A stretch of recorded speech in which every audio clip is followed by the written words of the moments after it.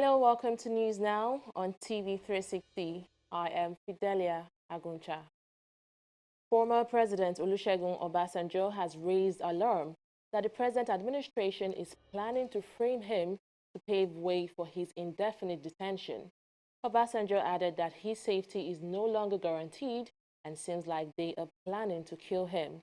The former leader also said the Buhari-led administration wanted to blackmail him into abandoning his divine mandate to protect the rights of Nigerians to a better life. Now, these allegations were made in a statement signed by his media aide, Kehinde Akinyemi. According to the statement, the government was planning to use fake documents and witnesses against him. The claim is the latest twist after weeks of bitter exchanges between the two leaders who fell apart after Obasanjo in an open letter asked Buhari not to seek re-election. Moving on to security matters now. Troops of the 3 Battalion at Gamboru says it has received 38 returnee refugees from Zigage in the Republic of Cameroon. This was confirmed in a statement released by the Director, Army Public Relations, Brigadier General Texas Chukwu. He said they comprise 11 men and 6 women as well as 21 children. Chukwu said the returnees have been profiled and handed over to officials of Gamboru IDP camp. Meanwhile, the army spokesperson said 3 Boko Haram terrorists have been killed in an ambush at Lokodisa village in Gwoza local government area of Borno State, northeast Nigeria. According to the statement, the attack was carried out by troops of 192 Battalion deployed in Operation Lafia Adole following a tip-off. In a different development, troops of 223 Battalion deployed in Operation Idon Raini have killed 5 bandits in Zamfara State. Army spokesperson Brigadier General Chukwu in a statement said the bandits were killed in 2 separate operations carried out in Gobirawa and Kwacha villages in Maru local government area of the state. He added that while some of the bandits fled following the superior firepower of the troops, a number of arms and ammunition were recovered from them. The All Progressives Congress APC wants President Muhammadu Buhari to honor late Kudirat Abiola, wife of Moshood Kashimawo Abiola. In a statement signed by its spokesperson Bolaji Abdullahi, the party, while commending the president's decision to honor MKO Abiola, Gani Fawehinmi, and Babagana Kingibe, said Kudirat also deserves to be honored in her own right as a heroine and martyr of democracy in Nigeria. Kudirat Abiola, while she was alive, mobilized market women, students, activists, and other human rights community to protest against military rule and struggled for a truly democratic nation. Mixed reactions have trailed the president's decision to move the Democracy Day and honor heroes of democracy. Our correspondent Adeshawa Odushoga now reports. The legacy of Moshood Kashimawo Abiola is one that has generated many debates since the June 12, 1993 general elections was annulled. Abiola is the presumed winner of the polls, which was annulled by the then military government headed by General Ibrahim Babangida. Since then, there have been calls for the election to be recognized, and Nigeria's Democracy Day changed from May 29 to June 12. But the demands had gone unanswered until now. In addition to officially recognizing June 12 as the country's new Democracy Day, President Buhari has also announced that MKO Abiola will also be awarded the posthumous honor of the Grand Commander of the Federal Republic, the highest honor in the land, reserved for presidents and former presidents. Babagana Kingibe, the running mate of the late MKO Abiola during the election, will be awarded of the honor of the Grand Commander of the Niger, GCON, while the late Fury human rights lawyer, Gani Fawehinmi, will also be conferred with the same honor. As expected, the decision has been generating positive reviews among Nigerians. Since 1999, May 29 has been marked as Democracy Day, which we resisted.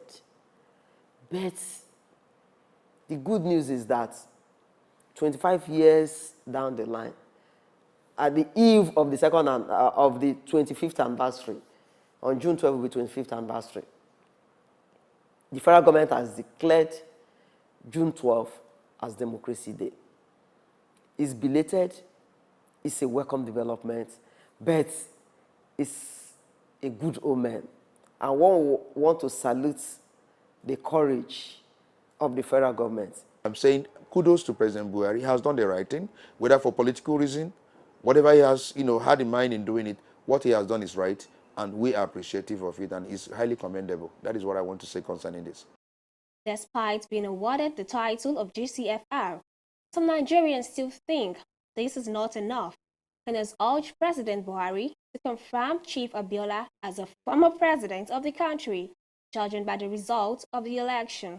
We want the federal government to please take a step further, conferring the highest honor of the Grand Commander of the Federal Republic, GCFR, to MKO Abiola, is conferred on past presidents and head of states.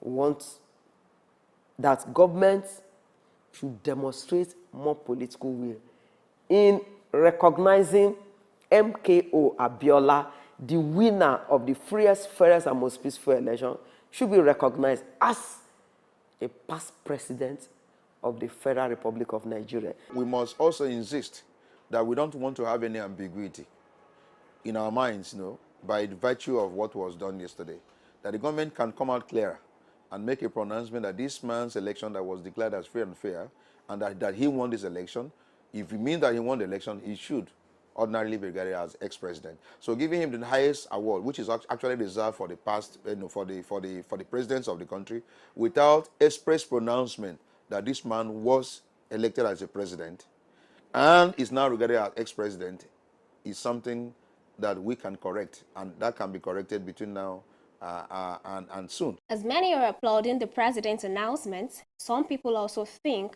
President Buhari's announcement is clearly politicized so as to win the vote of Nigerians, particularly those in the Southwest. Him declaring June 12 as Democracy Day is a political strategy, because I know, next year we have the next election. So he's trying to honor MKO. So people feel that he's actually doing something, at least while he's in office. But all these are political strategy for next year election. Yes, we've had a lot of comments that is politically motivated.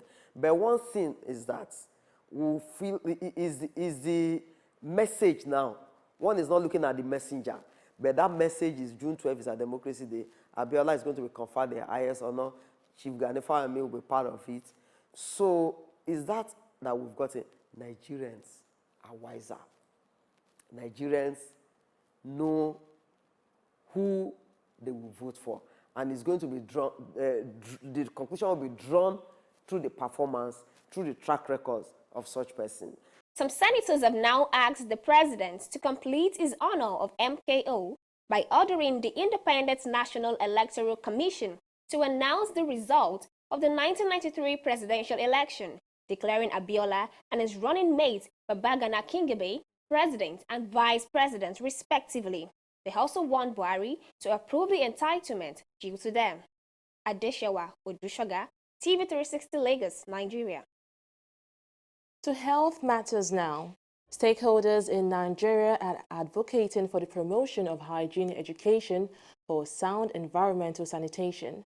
This demand was made at an event in commemoration of the 2018 Global Menstrual Hygiene Day in Abuja. The theme of the event, No More Limits, is basically to confront the stigma attached to menstruation and its sanitation challenges. In this part of the climb, in some cases, menstrual hygiene is regarded as a taboo.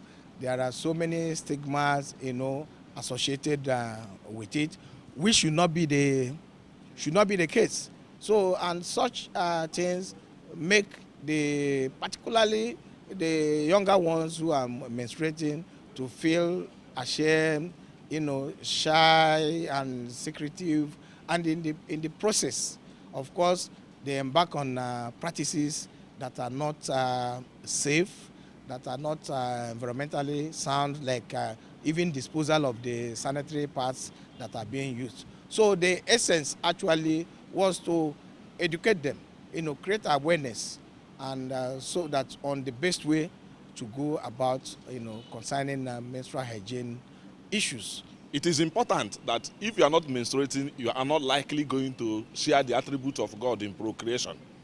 Therefore, menstruation is necessary. If you are menstruating, then we must have to manage it and be happy about it and share in the joys of and disappointments of variations in conditions during menstruation. As such, scientists has come up with different methodologies, especially in synthesis of menstruation managing materials. In the days of old, we could see our parents seated at one particular spot. The spot they are seated may not be sterile. But as time wore on, we decided to be using ordinary rags. From use of rags, we got into cotton wool. From cotton wool into tissue paper. Today we can talk about pads, ultra pads, and the ladies can say the rest. We'll take a short break now and return with news in business. So stay with us. Yeah, relax. That is my brother, and I want him out of this station now. Okay. Can I just see the IPO of this case? IPO. How are you? That is my brother, and I want him out of this station now. Do you know the offense he has committed, sir? What do you guys want for your weekend? Okay, let me see your DPO. This way, sir. Oh, better. You don't know me here. That boy is my brother, and I want you to assist me to free him. The man found the gun, confessed to robbery. Things like this happen. 200,000 naira for you. Are you bribing me? 500,000 naira. Robbery suspect? 1 million naira. That is corruption. Not allowed in this division. 1 million. Remember, Police is your friend. Giving and taking bribe is wrong. corruption, not in my country. Stop corruption now. Corruption not in my country.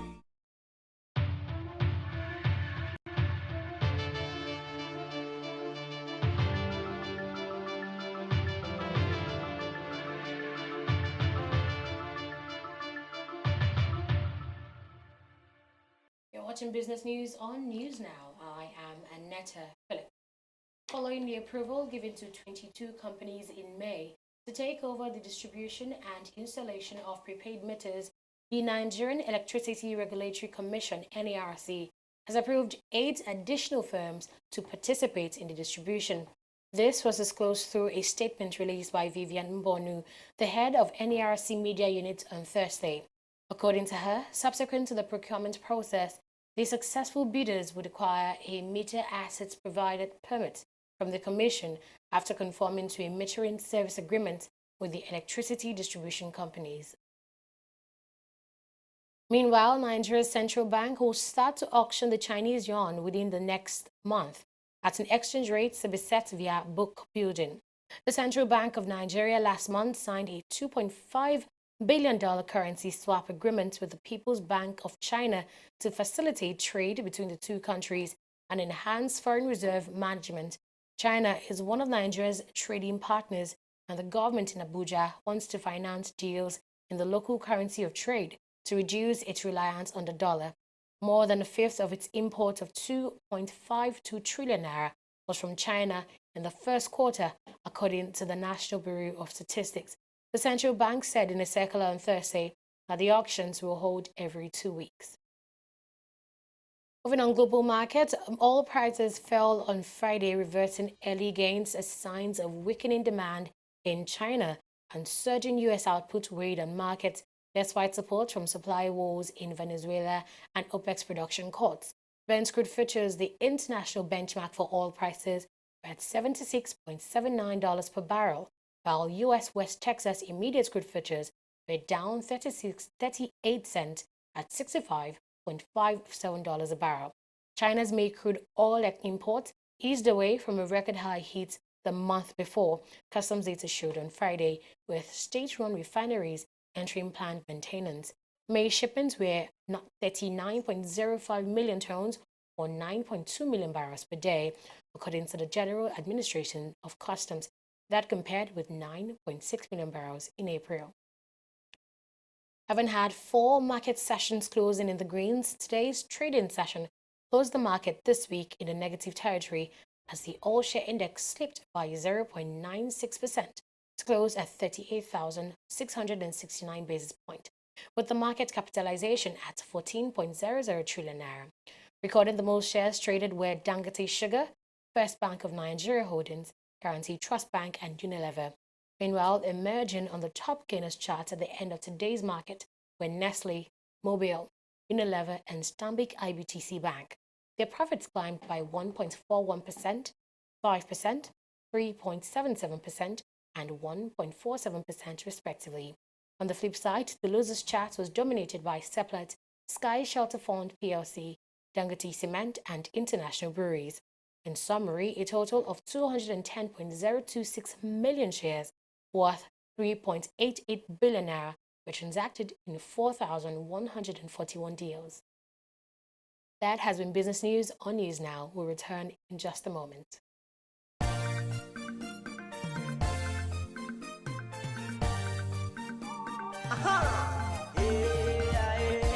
Do the right thing, brother. Do the right thing, sister.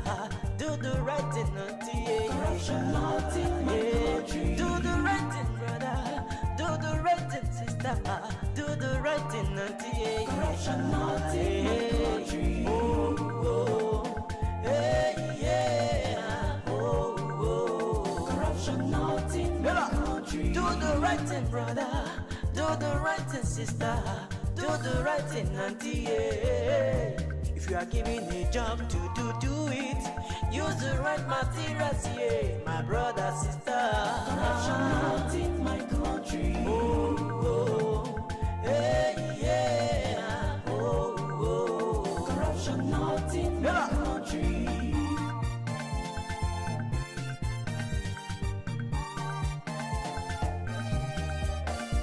Do the right thing, brother.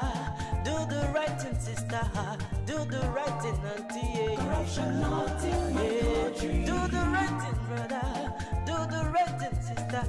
Do the right thing, auntie. Corruption not in my country. Oh, oh, hey, yeah. Oh, oh. Corruption not in my country. Welcome back. On to international scene now. The former South Africa President Jacob Zuma has addressed his supporters on Friday, saying that the corruption charges leveled against him should be dropped because he had done nothing wrong. This is after appearing in court for the second time relating to a 2.5 billion arms deal.